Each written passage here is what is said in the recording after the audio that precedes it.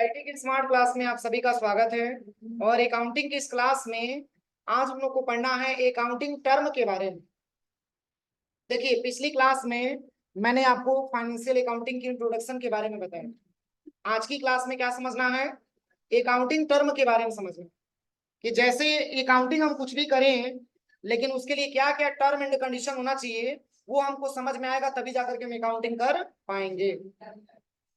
समझ में आ रहा है ना? जैसे क्या होता है, टर्म एंड कंडीशन सबका, रूल रेगुलेशन सबका अलग अलग होता है। जैसे अपने इंस्टीट्यूट का क्या टर्म एंड कंडीशन है कि आपको बैग और आईडी कार्ड लेकर के आने, ये टर्म एंड कंडीशन आपके लिए दिया जाता है। रूल्स और रेगुलेशन आपके लिए दिया जाता है, उसी के हिसाब से आप काम कर पाते हैं। सेम वैसे ही अगर हम अकाउंटिंग करेंगे तो अकाउंटिंग करने के लिए क्या क्या टर्म एंड कंडीशन होना चाहिए, वही सब हम आज की क्लास में पॉइंट बाय पॉइंट हम पढ़ने वाले हैं। समझ में आ रहा है ना? तो जैसे कि टर्म में आपका पहला ऑप्शन दिया है, अकाउंटिंग टर्म में पहला ऑप्शन आपका दिया है अकाउंट। और अकाउंट को हिंदी में क्या बोलते हैं? खाता। अकाउंट को हिंदी में खाता बोला जाता है। तो जैसे कि इसमें ये बताया जा रहा है अकाउंट के बारे में, देखिए सबसे पहले अकाउंटिंग शब्द बना हुआ है किससे? अकाउंट से। और अकाउंट का मतलब होता है खाता, और अकाउंटिंग को बोला जाता है लेखांकन। तो जैसे कि अकाउंट को हम डिफाइन करें तो अकाउंट होता क्या है, सबसे पहले यहाँ पे ध्यान से देखिए। कह रहा है कि अकाउंट किसी बिजनेस के ट्रांजेक्शन का एक ऐसा स्टेटमेंट है जिसका प्रभाव किसी भी पार्टिकुलर एसेट्स, लायबिलिटी, एक्सपेंस या इनकम पर पड़ता है। क्या समझ में आया? यहाँ पे ये बताया जा रहा है कि अकाउंट किसी बिजनेस के ट्रांजेक्शन का एक ऐसा स्टेटमेंट है जिसका प्रभाव किसी भी पार्टिकुलर एसेट्स पर पड़ता है, लायबिलिटीज पर पड़ता है, एक्सपेंस पे पड़ता है और इनकम पे पड़ता है। समझ में आ रहा है ना? अब देखिए, एसेट्स का मतलब क्या होता है? एसेट्स का मतलब संपत्ति होता है। लायबिलिटी का मतलब कर्ज होता है। एक्सपेंस का मतलब खर्च होता है। और इनकम का मतलब आमदनी होता है, आय होता है। तो मुख्य रूप से अगर हम देखें तो हम अपने बिजनेस में जो भी ट्रांजेक्शन करते हैं, इसका पार्टिकुलर जो इफेक्ट होता है वो मात्र और मात्र चारों विकल्प पे पड़ता है। एक आपका एसेट्स है, एक आपका लायबिलिटी है, एक आपका एक्सपेंस है और एक आपका इनकम। और देखिए, ये बिजनेस के लिए चारों जरूरी, एसेट्स, लायबिलिटी, एक्सपेंस और इनकम। समझ में आ रहा है ना? और जैसे यहाँ पे लिखा भी गया है, जैसे कि आपका कैश अकाउंट हो गया और आपका बैंक अकाउंट हो गया, तो इसमें एक शब्द आया आपका ट्रांजेक्शन। याद करिए, मैंने कल की क्लास में आपको ट्रांजेक्शन के बारे में बताया था। ट्रांजेक्शन को हम हिंदी में बोल सकते हैं सौदा, जिसको लेन देन के नाम से जाना जाता है, ट्रांजेक्शन। तो वही बातें इसमें बताया जा रहा है कि अकाउंट किसी भी बिजनेस के ट्रांजेक्शन का एक ऐसा स्टेटमेंट है जिसका प्रभाव किसी भी पार्टिकुलर एसेट्स, लायबिलिटी, एक्सपेंस और इनकम पर पड़ता है। अब चारों के बारे में अगर आपको डीपली जानना होगा कि एसेट्स क्या होता है, लायबिलिटी क्या होता है, एक्सपेंस क्या होता है या इनकम क्या होता है, ये सब आगे की सब आगे के टॉपिक में आपका दे रखा है। समझ में आ रहा है ना? अब बस आप इतना समझिए कि एसेट्स को हम हिंदी में संपत्ति बोलते हैं, लायबिलिटी को हम हिंदी में कर्ज के नाम से जानते हैं, और एक्सपेंस को हिंदी में हम खर्च के नाम से जानते हैं, और इनकम को हम आमदनी या आय बोल सकते हैं। मात्र इन्हीं चारों पे इसका इफेक्ट पड़ता है। तो जैसे कि कैश अकाउंट आपका हो गया, हाँ स्टेटमेंट मतलब विवरण ही होता है, ठीक है ना? या बैंक अकाउंट होंगे, ये सब एक प्रकार के हमारे अकाउंट होते हैं। अब चलिए, बिजनेस क्या होता है? बिजनेस को हिंदी में बोला जाता है व्यापार। क्या बोला जाता है? व्यापार। और व्यापार हम करते किस लिए हैं? तो लिखा भी है कि लाभ कमाने के उद्देश्य से किया गया कार्य ही हमारा बिजनेस कहलाता है। और कह रहा है कि बिजनेस को मुख्य रूप से तीन भागों में बांटा गया: ट्रेडिंग, मैन्युफैक्चरिंग और सर्विसेज की बिजनेस। यहाँ पे ये बताया जा रहा है बिजनेस के बारे में कि लाभ कमाने के उद्देश्य से किया गया कार्य हमारा क्या कहलाता है? बिजनेस कहलाता है। कोई भी आदमी ये बिजनेस करता है, कोई भी आदमी ये व्यापार करता है, तो ये चीज मान करके व्यापार करता है कि हमारे बिजनेस में क्या होगा? प्रॉफिट होगा। अगर पहले ही हम मान लें कि हमारे बिजनेस में लॉस होगा, तो क्या हम व्यापार कर पाएंगे? बोलिए, व्यापार कर पाएंगे? कभी नहीं कर पाएंगे। इसलिए व्यापार का मतलब होता है लाभ कमाना। व्यापार का मुख्य उद्देश्य लाभ कमाना। कोई भी ऐसा हम काम कर रहे हैं जिससे कि हमको लाभ हो रहा है, प्रॉफिट हो रहा है, वही हमारे लिए क्या है, बिजनेस, वही हमारे लिए व्यापार। ठीक है। और यहाँ पे कह रहा है कि बिजनेस को मुख्यतः 3 भागों में बांटा गया। कितने भागों में? 3 भागों में। और कौन कौन सा? तो ट्रेडिंग बिजनेस आपका आता है, मैन्युफैक्चरिंग बिजनेस और सर्विसेज की बिजनेस। अब तीनों में अंतर है। ट्रेडिंग बिजनेस किस प्रकार की बिजनेस है, मैन्युफैक्चरिंग बिजनेस किस प्रकार की बिजनेस है, और सर्विसेज की बिजनेस किस प्रकार की बिजनेस। तो देखिए, सबसे पहले अगर हम ट्रेडिंग बिजनेस के बारे में बात करें, तो जो ट्रेडिंग बिजनेस होता है ये किस प्रकार का बिजनेस है। तो जैसे कि किसी प्रोडक्ट को हमको अगर किसी कस्टमर को सेल करना है और उस प्रोडक्ट को हम खरीद रहे हैं किसी और से, तब जाके सेल कर रहे हैं, ऐसे बिजनेस को हम क्या बोलते हैं, ट्रेडिंग बिजनेस बोलते हैं। जैसे कि मान के चलिए मैंने अपनी कंप्यूटर हार्डवेयर का मैंने दुकान कर दी, उसमें सीपीयू बेच रहे हैं, कीबोर्ड बेच रहे हैं, माउस बेच रहे हैं, प्रिंटर बेच रहे हैं, मॉनिटर बेच रहे हैं, लैपटॉप बेच रहे हैं, तो आखिर कहीं से खरीद के लेके आ रहे हैं तभी तो बेच रहे हैं। तो ऐसे बिजनेस को हम ट्रेडिंग बिजनेस नाम देते हैं। क्या नाम देते हैं? ट्रेडिंग बिजनेस नाम देते हैं। कि मतलब एक जगह से मैंने अपनी सप्लायर से खरीदा और किसी कस्टमर को हम सेल कर रहे हैं, ऐसे बिजनेस को हम ट्रेडिंग बिजनेस नाम दे सकते हैं। समझ में आ रहा है ना? आपने खरीदा और सेल कर दिया। इसके बाद से क्या आता है, मैन्युफैक्चरिंग आता है। मैन्युफैक्चरिंग का मतलब होता है उत्पादन। जैसे आप देखे होंगे, जैसे दवाइयों पे लिखा होता है MFG डेट, मैन्युफैक्चरिंग डेट, मतलब किस डेट को उसको तैयार किया गया, या बहुत सारे प्रोडक्ट पे मैन्युफैक्चरिंग लिखा होता है। और मैन्युफैक्चरिंग किस कंपनी के माध्यम से किया गया, उस कंपनी का नाम भी मेंशन किया गया होता है। तो मैन्युफैक्चरर का मतलब ये होता है कि खुद बना करके तब उसको हम सेल करें, खुद हम उसका तैयार करें और तब जाकर के हम उसको सेल करें, तो ऐसे बिजनेस को मैन्युफैक्चरिंग बिजनेस बोल सकते हैं। समझ में आ रहा है ना? जैसे कि मान के चलिए एक छोटा सा बिजनेस, हमने एक बैग का मैंने बिजनेस स्टार्ट किया, बैग का। तो बैग को अगर हम बिजनेस में अगर हम लाएंगे, तो मान के चलिए कि जब तक हम बैग बनाएंगे नहीं तब तक हम किसी और को सेल कैसे करेंगे। एक तो ये तरीका है कि जो बना रहा है उससे आप खरीद के लेके आइए तब बेचिए, और दूसरा ये तरीका है कि आप खुद बनाइए और तब किसी को और को बेचिए। तो बैग के लिए आपको कपड़ा तैयार करना पड़ेगा, बैग के लिए आपको बहुत सारे रॉ मटेरियल लगेंगे, जैसे कि मान के चलिए कि आपका धागा लगेगा, चैन लगेगा, ये सब आपके रॉ मटेरियल में आते हैं। और उसको तैयार करने के लिए लेबर की आवश्यकता होगी, बोलिए, तब तो जाके बैग तैयार होगा और तभी जाकर के तुम उसको सेल करेंगे। तो क्या ऐसे बिजनेस को मैन्युफैक्चरिंग बोल सकते हैं? बोलिए, जिस चीज को मैंने उत्पादन खुद किया, उत्पादन खुद किया और तब जाकर के किसी कस्टमर को हम बेच पा रहे हैं, ऐसे बिजनेस को मैन्युफैक्चरिंग बिजनेस नाम दिया जाता है। समझ में आया? इसके बाद से कौन सा बिजनेस, सर्विसेज की बिजनेस। जैसे टीचर, डॉक्टर, या बड़े बड़े इंजीनियर, या फिर मान के चलिए कि ऐसे आपके मान के चलिए कि जैसे कि आपके यूट्यूब पे बहुत सारे प्रचार प्रसार करने वाले हैं, या बड़े बड़े सेमिनार में जुटा करके बोलते हैं, ये सब एक प्रकार की सेमिनार मतलब हमारा सर्विसेज की बिजनेस है। आप देखिए यूट्यूब पे ऐड आता है ना, 20 सेकंड 25 सेकंड का ऐड आता है। वो अगर एड आता है, तो जैसे कि छोटा सा एग्जांपल मैं आपको देना चाहूँ, मान के चलिए कि जैसे अमिताभ बच्चन है नवरत्न कूल का प्रचार कर रहे हैं, तो क्या फ्री ऑफ कास्ट नवरत्न के बारे में बता रहे हैं? वो कंपनी उनको क्या कर रही है, अपना मतलब एक्सपेंस दे रही है, उनका खर्चा दे रही है, उनको पेमेंट दे रही है। तो वो भी उनका एक प्रकार का बिजनेस है। कौन सा बिजनेस? सर्विसेज की बिजनेस। वो कस्टमर को सर्विस दे रहे हैं, उसके बदले में कंपनी उनको इनकम दे रही है, कंपनी उनको पैसा दे रही है। तो इस प्रकार के बिजनेस को मैं मतलब सर्विसेज की बिजनेस बोल सकते हैं। ऐसे ही जो आपका टीचर होता है, जो आपका शिक्षक होता है, वो आपको शिक्षा देता है, एक प्रकार की सर्विस आपको दे रहा है, उसके बदले में वो आपसे फीस लेगा। ऐसे ही एक वकील होता है जो आपके फाइल को देखता है और उसके बाद से आपसे पैसा लेता है, एक प्रकार की वो भी आपको सर्विस दे रहा है। एक प्रकार के आपके डॉक्टर हो गया, मैकेनिक, ये सब एक प्रकार के सर्विसेज के बिजनेस में आते हैं, जो सर्विस दे करके और अपना व्यापार किया है, ऐसे बिजनेस को हम सर्विसेज बिजनेस बोल सकते हैं।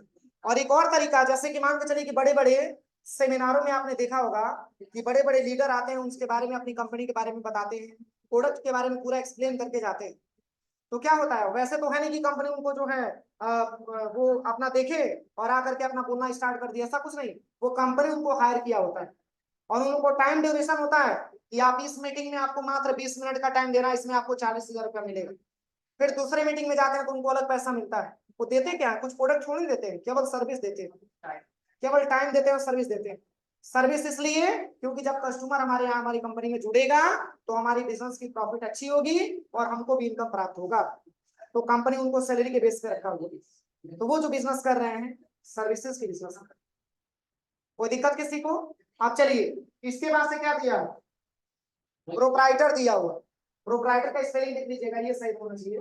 प्रोप्राइटर होता क्या है? तो प्रोप्राइटर को बोला जाता है व्यापार का मालिक, व्यापार का स्वामी, जो व्यापार में पूंजी लगाता है, व्यापार में पूंजी लगाता है। तो क्या लिखा हुआ कि जो व्यक्ति किसी व्यापार में पूंजी लगाने का जोखिम उठाता है और व्यापार में होने वाले लाभ और हानि के लिए जिम्मेदार होता है, बिजनेस का प्रोप्राइटर कहलाता है। देखिए प्रोप्राइटर एक प्रकार के हमारे बिजनेस का जो मालिक होता है, वो हानि और लाभ का भी जिम्मेदार वही होता है। अगर उसके बिजनेस में प्रॉफिट हो या लॉस हो, इसकी पूरी जिम्मेदारी किसकी होती है? प्रोप्राइटर की होती है। एक प्रोप्राइटर वही होता है, बिजनेस का मालिक वही होता है जो बिजनेस में कैपिटल यानी कि पूंजी लगाने का काम करता है। वही हमारे बिजनेस का क्या होता है? प्रोप्राइटर होता है, मालिक होता है, जिसको हम मतलब व्यापार का स्वामी भी बोल सकते हैं।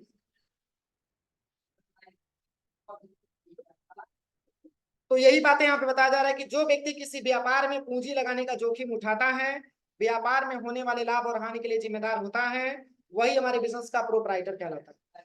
जैसे कि मैंने एक दुकान किया, उस दुकान में मैंने बहुत सारे लैपटॉप ला करके रख लिया और हम लैपटॉप को सेल करके उससे पैसा हम इनकम करेंगे, तो बिजनेस का प्रोप्राइटर कौन होगा?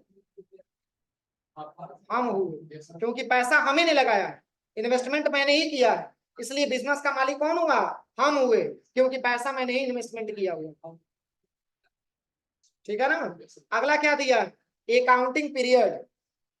क्या दिया है? Accounting period. और कल की क्लास में मैंने आपको अकाउंटिंग के बारे में बताया था। कल की क्लास में 1 अप्रैल को हमारा फाइनेंशियल ईयर स्टार्ट होता है, 1 अप्रैल 2024 को हमारा फाइनेंशियल ईयर स्टार्ट होता है और 31 मार्च 2025 को हमारा फाइनेंशियल ईयर एंड होता है। उसको हम एक फाइनेंशियल ईयर बोलते हैं, क्योंकि 1 अप्रैल से लेकर के और 31 मार्च का समय आपका 1 साल का समय, उसको हम फाइनेंशियल ईयर के नाम से जानते हैं। उसी ईयर के हिसाब से अपनी हम बिजनेस में ट्रांजेक्शन करेंगे। तो यहाँ पे क्या बताया जा रहा है? Accounting period. अकाउंटिंग पीरियड का मतलब ये होता है कि जैसे कि जो हम अकाउंटिंग करने जाएंगे उसकी समय क्या, अकाउंटिंग के समय अवधि क्या है। तो यहाँ पे क्या बताया जा रहा है कि एक रेगुलर पीरियड, समय अवधि, जिसके लिए हम फाइनेंशियल स्टेटमेंट अपना तैयार करते हैं, अकाउंटिंग पीरियड कहलाता है। याद करिए, मैंने कल की क्लास में आपको बताया था कि कोई भी आदमी जब बिजनेस करता है उसका एक एक्चुअल डेट होता है जिस डेट में अपना बिजनेस को प्रारंभ करता है, स्टार्ट करता है। तो जैसे कि बड़े लेवल के जो बिजनेसमैन होते हैं वो अपना बिजनेस का स्टेटमेंट तब तैयार करते हैं जब 1 अप्रैल से लेकर के उन्होंने स्टार्ट किया और 31 मार्च को जब उनका क्या होता है, फाइनेंशियल ईयर क्लोज होता है, तो लास्ट में वो स्टेटमेंट बना करके चेक करते हैं कि हमारे बिजनेस का रिस्पॉन्स क्या है, प्रॉफिट की तरफ गया है कि लॉस की तरफ गया। लेकिन जो व्यक्ति सक्षम नहीं है कि उतना पूंजी लगा सके, बोलिए क्या उतना लंबा समय इंतजार कर पाएगा वो? बोलिए। तो वही कह रहा है, समय अवधि के बारे में बताया जा रहा है कि एक रेगुलर पीरियड, समय अवधि, जिसके लिए हम फाइनेंशियल स्टेटमेंट अपना तैयार करते हैं, वही हमारे क्या कहलाता है? अकाउंटिंग पीरियड कहलाता है। और अकाउंटिंग पीरियड 1 महीने का भी हो सकता है और क्वार्टर का मतलब 3 महीने में एक बार भी हो सकता है या ईयर आदि का भी हो सकता है। जैसे देखिए, हम अपने बिजनेस की प्रॉफिट एंड लॉस अगर हम जानना चाहेंगे तो हम 1 महीने का भी स्टेटमेंट अपना तैयार कर सकते हैं। तो अगर 1 महीने बोला जाए, 1 महीने का मतलब क्या? अप्रैल। क्या हो जाएगा? अप्रैल महीना। अपने बिजनेस का मैंने अप्रैल महीने का स्टेटमेंट तैयार कर लिया, ये सिंगल महीने का हो सकता है, ये सिंगल महीने का हो सकता है। और क्वार्टर का मतलब 3 महीने में एक बार, जैसे अप्रैल प्लस मई और प्लस जून, 3 महीने में एक बार इसका रिपोर्ट निकाल सकते हैं। मतलब आपने जो बिजनेस अपना स्टार्ट किया है उस बिजनेस में आप 1 महीने का भी अपना स्टेटमेंट आप देख सकते हैं, 3 महीने का भी आप अपना स्टेटमेंट दे सकते हैं और प्लस एक फाइनेंशियल ईयर यानी कि 1 साल का भी अपना स्टेटमेंट आप देख सकते हैं। समझ में आ रहा है ना? तो ये हमारे क्या होते हैं? अकाउंटिंग पीरियड होते हैं। जिसको समय अवधि बोल सकते हैं। कोई दिक्कत किसी को यहाँ तक? बोलिए, आवाज नहीं आ रहा है। समझ में आया कि नहीं आया? समझ में आया है? चलिए, अगला क्या पॉइंट दिया है? Chart of accounts. Chart of accounts मतलब ये कह रहा है कि अकाउंट का समूह, अकाउंट का समूह। और इसमें क्या बताया जा रहा है, देखिए कह रहा है कि ऐसे सभी अकाउंट का समूह जो किसी पार्टिकुलर ऑर्गेनाइजेशन के द्वारा प्रयोग किया जाता है उसे ऑर्गेनाइजेशन का चार्ट ऑफ अकाउंट्स कहलाता है। क्या बताया जा रहा है कि ऐसे सभी अकाउंट्स का समूह जो किसी भी पार्टिकुलर ऑर्गेनाइजेशन के द्वारा प्रयोग किया जाता है उस ऑर्गेनाइजेशन का चार्ट ऑफ अकाउंट्स कहलाता है। देखिए जैसे कि मान के चलिए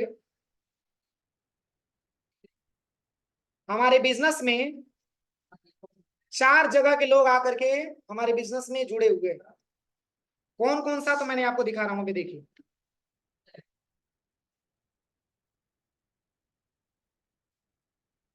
जैसे कि मान के चलिए कि एक हमारा बिजनेस और इस बिजनेस में एक एम्प्लाई है जो एक मतलब बिजनेसमैन है जो कस्या का रहने वाला है, और हाँ एक बिजनेसमैन है जो देवरिया का रहने वाला है। ध्यान दीजिएगा, एक बिजनेसमैन है जो रामकोला का रहने वाला है, रामकोला का रहने वाला है, और एक बिजनेसमैन है जो हाटा का रहने वाला है। ऐसे कई सारे आकर के व्यापारी हमसे जुड़ते हैं ना। अब देखिए अगर कस्या वाला आएगा, अगर कस्या का अगर कोई भी इम्प्लाई मतलब कोई भी व्यापारी आता है तो उसकी हम एंट्री किसमें करेंगे? कस्या वाले में करेंगे। उसका एक अलग हम अकाउंट बनाएंगे।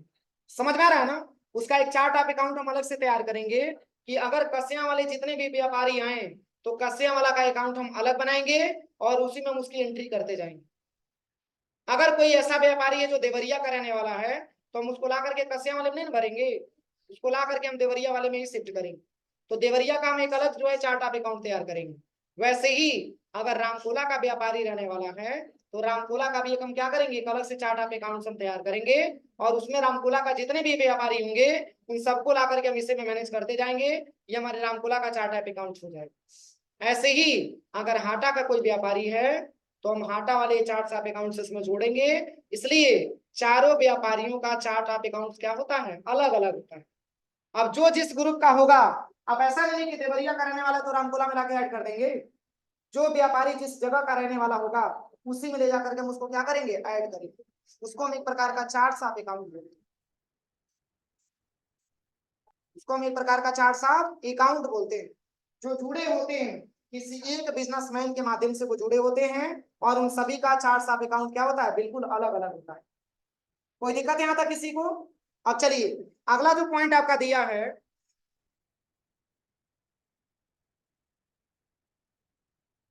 नेक्स्ट पॉइंट आपका क्या दिया है, ये है आपका एंटिटी। देखिए कह रहा है कि एंटिटी एक पर्सन, पार्टनरशिप, बिजनेस या ऑर्गेनाइजेशन आदि का हो सकता है जिसका एक लीगल और सेपरेट अस्तित्व मौजूद हो, जैसे कि आपका राजेश ज्वेलर्स, वृद्धि ट्रेडर्स प्राइवेट लिमिटेड आदि।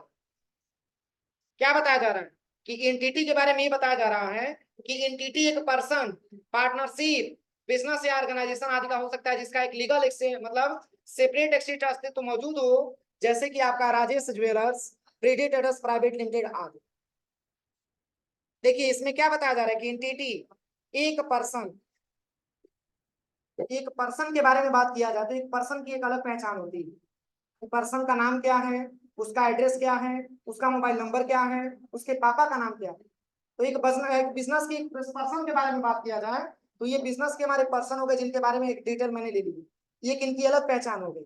और दूसरी क्या दिया है, तो दूसरा जो ऑप्शन आपका दिया है पार्टनरशिप, कोई बिजनेस हो गया या कोई पार्टनरशिप में बिजनेस चल रहा है उसका भी एक अलग एंटिटी होता है, उसका एक अलग पहचान होता है। जैसे कि मान के चलिए मैं एक छोटा सा एग्जांपल मैं आपसे पूछूं कि पुणे में सबसे अच्छी मिठाई की दुकान कौन सी है, तो कई लोगों की अलग अलग पसंद आएगी। मान के चलिए कि कोई साइंस स्वीट्स बताएगा, कोई अशोक कैंटीन्स बताएगा। क्या उनके प्रोपराइटर का नाम आपको पता है? प्रोपराइटर का नाम नहीं पता है, लेकिन दुकान का नाम आपको पता है कि इस दुकान पे हम जाएंगे तो बेहतर मिठाई हमको मिल सकती है, क्योंकि उसकी एक पहचान है। उसकी एक पहचान ये है कि वो मिठाई देगा तो बेहतर देगा, लेकिन उस प्रोपराइटर के नाम को आपको पता नहीं है। लेकिन आप किस किस वजह से उसके दुकान पे जा रहे हैं, उसकी क्वालिटी अच्छी है, तो वही बात इसमें क्या बताया जा रहा है कि जिसका, यहाँ भी बताया जा रहा है कि जिसका अस्तित्व मौजूद हो, उसका एक अस्तित्व आया ना कि उसकी मिठाई की क्वालिटी बहुत बेहतर है, तब जाकर के आप मिठाई वहां से खरीद पा रहे हैं। उसका एक अलग क्वांटिटी होता है, उसकी अलग एंटिटी हो जाएगी, उसकी एक अलग पहचान हो जाएगी। और दूसरी चीज, जैसे अगर हम पर्सन के बारे में बात करें तो एक पर्सन का एक अलग एंटिटी होता है। जैसे वकील, वह कौन से ऐसे वकील हैं जो हमारे काम को आसानी तरीके से कर देते हैं? उस वकील का नाम बताइए जो कम फीस में अपना काम कर दे। उस वकील का नाम जानेंगे तो नाम के हिसाब से जाके हम उनको कोर्ट में खोजेंगे तो उनका एक अलग अस्तित्व मिल गया कि नाम के माध्यम से उनको ज्यादा मात्रा में प्रचलित है, वो नाम के माध्यम से खोजा जाता है। समझ में आ रहा है कि नहीं आ रहा? वैसे ही अगर हम ऑर्गेनाइजेशन के बारे में बात करें तो ऑर्गेनाइजेशन का मतलब होता है कोई संस्था, कोई कंपनी। जैसे कि मान के चले कि पूरे पडरौना में अपनी गायत्री इंस्टीट्यूट एक अलग ही पहचान है कि बेहतर एजुकेशन और बेहतर प्लेसमेंट है कि नहीं है, तो एक ऑर्गेनाइजेशन है। वैसे ही अगर डिग्री कॉलेज के बारे में बात करें तो जैसे कि उदित नारायण डिग्री कॉलेज, तो एक इसकी अलग अलग पहचान होती है जिसके माध्यम से हम इसकी पहचान करके जान सकते हैं। ये हमारा एंटिटी होता है। कोई दिक्कत? तो जैसे कि एग्जाम्पल भी दिया हुआ है, जैसे कि राजेश ज्वेलर्स होते, राजेश ज्वेलर्स हो गया, तो इसमें हम किसके माध्यम से जानेंगे? नाम के माध्यम से जानेंगे कि राजेश जी के दुकान पे चले जाइए तो आपको ज्वेलर्स अच्छा मिल जाएगा। इसकी एक अलग पहचान आई कि नहीं आई? वैसे ही रिद्धि ट्रेडर्स की दुकान पे आप चले जाइए, इसमें नाम की महत्वाकांक्षा दिया जा रहा है, इसमें नाम को हाईलाइट किया गया है। एक हमारे बिजनेस के अलग एंटिटी होते हैं, ये अलग ही पहचान होते हैं। कोई दिक्कत यहाँ तक? समझ में आया कि नहीं आया? चलिए, इसके बाद से अगला क्या दिया? ट्रांजेक्शन दिया हुआ। तो ट्रांजेक्शन का मतलब क्या होता है? लेन देन, जिसको हम हिंदी में सौदा भी बोल सकते हैं। और क्या लिखा हुआ है? ट्रांजेक्शन। कह कि ट्रांजेक्शन दो या दो से अधिक बिजनेस एंटिटी के बीच में होने वाले लेन देन ट्रांजेक्शन कहलाता है। और ट्रांजेक्शन एक ऐसा इवेंट है जिसकी कुछ वैल्यू हो और जो दो या दो से अधिक बिजनेस एंटिटी के बीच में इन्वॉल्व। जैसे purchase of goods, receipt of money, payment to creditors are, और कोई भी ट्रांजेक्शन कैश ट्रांजेक्शन या क्रेडिट ट्रांजेक्शन हो सकता है। अब इस ऑप्शन को हम कैसे डिफाइन करेंगे? तो देखिए, सबसे पहले तो यहाँ पे जो आपका ट्रांजेक्शन दिया है, ट्रांजेक्शन का मतलब होता है लेन देन, और ये ट्रांजेक्शन हमेशा दो या दो से अधिक व्यक्तियों में इन्वॉल्व होता है। एक बेचने वाला होगा तो दूसरा खरीदने वाला, एक पाने वाला होगा तो दूसरा देने वाला होगा। तो यहाँ पे क्या बताया जा रहा है? कह रहा है कि जैसे कि परचेज ऑफ गुड्स, जैसे हम किसी गुड्स को खरीदते हैं तो हम पाने वाले हो गए तो दूसरा देने वाले। ऐसे ही रिसिप्ट ऑफ मनी, किसी मनी की जो रिसिप्ट होती है। और फिर यहाँ लिखा है कि पेमेंट टू क्रेडिटर्स, अगर हम अपने सप्लायर को पेमेंट देते हैं। क्रेडिटर का मतलब क्या होता है? वह उधार, मतलब हुआ क्रेडिटर मतलब होता है कि हमारा सप्लायर जिससे कि मैंने उधार सामान परचेज किया हुआ। समझ में आ रहा है? जो हमसे पैसा पाना है उसको, तो हम उसको पैसा देना होता है। मतलब हम अपने पैसा किसको देंगे? अपने सप्लायर को देंगे, वो हमारे लिए क्रेडिटर्स कहलाता है। अब इसके बाद से क्या लिखा हुआ है? कोई भी ट्रांजेक्शन, जैसे कि कैश ट्रांजेक्शन मतलब नगद ट्रांजेक्शन, नगद लेन देन, या क्रेडिट ट्रांजेक्शन, उधार भी लेन देन हो सकता है। समझ में आ रहा है ना? हम कैश से भी अपना ट्रांजेक्शन कर सकते हैं और उधार से भी अपना ट्रांजेक्शन कर सकते हैं। इसको हम ट्रांजेक्शन नाम देते हैं। कोई दिक्कत यहाँ पर किसी को? चलिए, अगला क्या पॉइंट आपका दिया?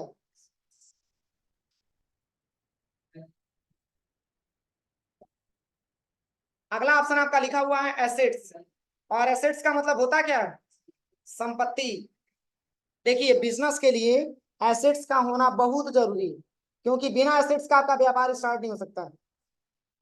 तो एसेट्स का मतलब होता है संपत्ति, और कह रहा है कि वे सभी वस्तुएं जो अस्थायी या अस्थायी रूप से व्यापार को चलाने में मदद करती है वो हमारे बिजनेस का एसेट्स कहलाती है। देखिए, इसमें दो शब्द मिल गया, कौन कौन सा? अस्थायी और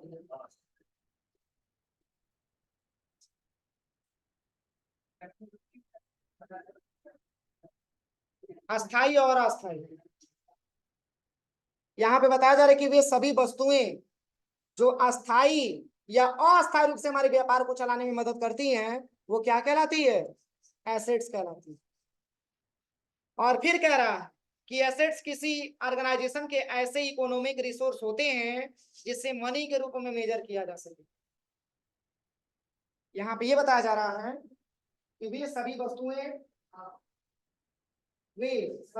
जो अस्थायी या अस्थायी रूप से हमारे व्यापार को चलाने में मदद करती है, वो हमारे बिजनेस का क्या कहलाती है?